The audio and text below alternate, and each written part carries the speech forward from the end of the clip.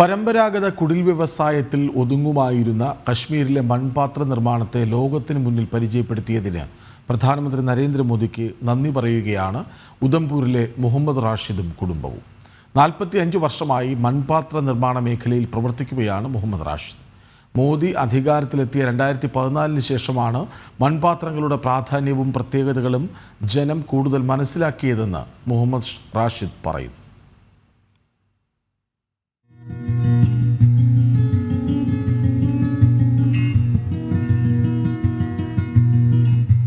പൊതുവെ മഞ്ഞ് പുതച്ചു കിടക്കുന്ന കാശ്മീരിന്റെ പല മേഖലകളിലും വേനൽ ശക്തമായതോടെ മൺകൂജകൾക്കും ആവശ്യക്കാർ ഏറും. ആരോഗ്യകാര്യങ്ങളിൽ ജനങ്ങളും കൂടുതൽ ജാഗ്രത പുലർത്തി തുടങ്ങിയതോടെ പ്ലാസ്റ്റിക് പാത്രങ്ങളും ലോഹപാത്രങ്ങളും ഒക്കെ വീടിന് പുറത്തായി. പകരം തണുപ്പ് നിലനിർത്തുന്ന പ്രകൃതിക്ക് അനുയോജ്യമായ മൺപാത്രങ്ങൾ അടുക്കളയിൽ ഉൾപ്പെടെ ഇടം പിടിച്ചു.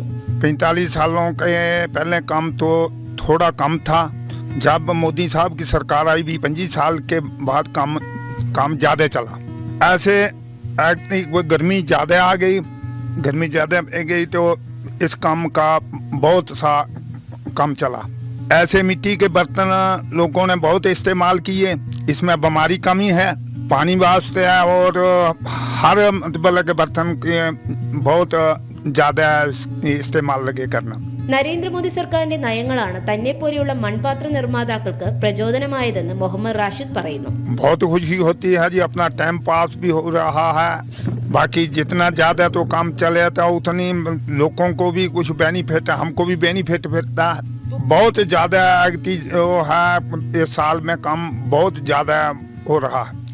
जब मोदी साहब की सरकार आई तो इसका काम तो ज्यादा बहुत बढ़ा.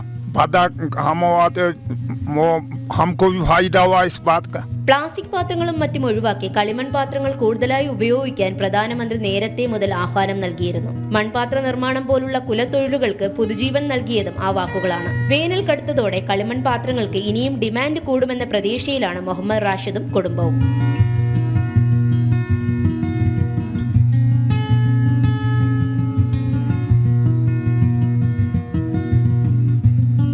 ജനം ഡെസ്ക്.